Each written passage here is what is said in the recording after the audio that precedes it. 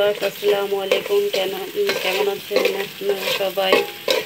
আমি আজকে রুই মাছ দিয়ে কাঁচকলা দিয়ে ঝোল ঝোল করে রান্না করব।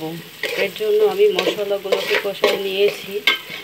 আর একটি গুরুত্বপূর্ণ বিষয় হচ্ছে যেহেতু আমার ঘরে সিলিন্ডারের গ্যাস, এই জন্য আমি রাইস কুকারে আমি যে কোনো সবজি রান্না করি না কেন, যদি আমি সবজি দিয়ে মাছ রান্না করি, অবশ্যই আমি রাইস কুকারে সবজিগুলোকে সেদ্ধ করে নিই। এতে হয় কি, আমার গ্যাসের অপচয়টা অনেকটা কম হয়। আমি প্রায় 4 থেকে 5 মাস একটা সিলিন্ডার দিয়ে রান্না করতে পারি। এতে আমার ঘরে নাস্তা বলেন, মাছ ভাজা থেকে শুরু করে সব করতে পারি আমি। সব একটা সংসারে তার কম কাজ না। রাইস কুকারে যেহেতু একটু সিদ্ধ করে নিলে দেখা যায় আমার গ্যাসের অপচয়টা অনেকটাই কম হয়। আমি সেই সমস্ত আপুদের বলছি, তোমাদের খুব গুরুত্বপূর্ণ একটি বিষয় শেয়ার করছি। সেটি হচ্ছে, রাইস কুকারে যাদের ঘরে লাইনের গ্যাস নেই, সিলিন্ডার ব্যবহার করছো, তাদেরকে আমি বলছি, যদি একটু রাইস কুকারে সেদ্ধ করে নাও সবজি, তাহলে হয় কি, আমাদের গ্যাসের অপচয় অনেকটা কমে যায়। গ্যাসের অপচয় কমে গেলে গ্যাসের সিলিন্ডার দিয়ে কম করে হলো, আমি নিজেরটাই বলছি, আমার গ্যাসের সিলিন্ডার দিয়ে আমার প্রায় 4 থেকে 5 মাস, কম করে হলেও 5 মাস চলে যায়। এই তো আমার সিদ্ধ হয়ে গেছে। এই জন্য আর আমার বেশি তো আর গ্যাস করতে হবে না। এখন আমি হালকা করে ঝোল দিয়ে,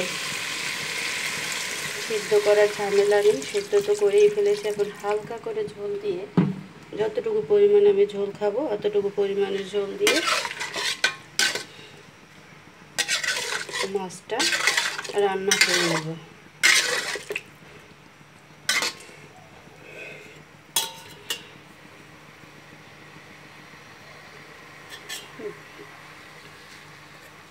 কাঁচকলা দিয়ে কার কার মাছ দিয়ে খেতে ভালো লাগে? আমি কাঁচকলা দিয়ে রুই মাছ দিয়ে খাই। যখন কাঁচকলা দিয়ে, বেশিরভাগ ইলিশ মাছ দিয়ে খেতে খুব মজা লাগে, চিংড়ি মাছ দিয়ে। যখন আমার ঘরে দুটো মাছের একটাও থাকে না, তখন আমি অন্য মাছ দিয়েও রান্না করি। অন্য মাছ দিয়ে রান্না করলেও মোটামুটি খারাপ লাগে না। রুই মাছগুলো আগে থেকে ভেজে রেখেছি, এখন আমি রুই মাছগুলোকে দিয়ে দিচ্ছি। যেহেতু গরম হয়ে আসছে, ঝোলের পরিমাণটা কম দিয়েছি, কারণ আমার তো অলরেডি আগে থেকেই সেদ্ধ করে নেওয়া হয়েছে কাঁচকলা, আলু। এই যে দেখেন, এখন আমি একটু ধনিয়া পাতা কুচি দিয়ে দিব এর মধ্যে।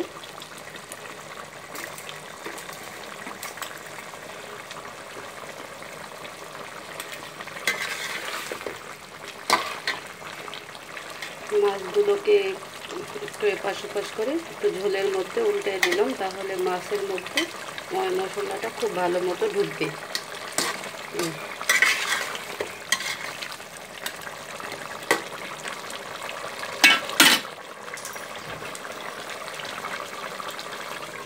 এই তো আমি ঢাকনা দিয়ে এখন ঢেকে রেখেছি।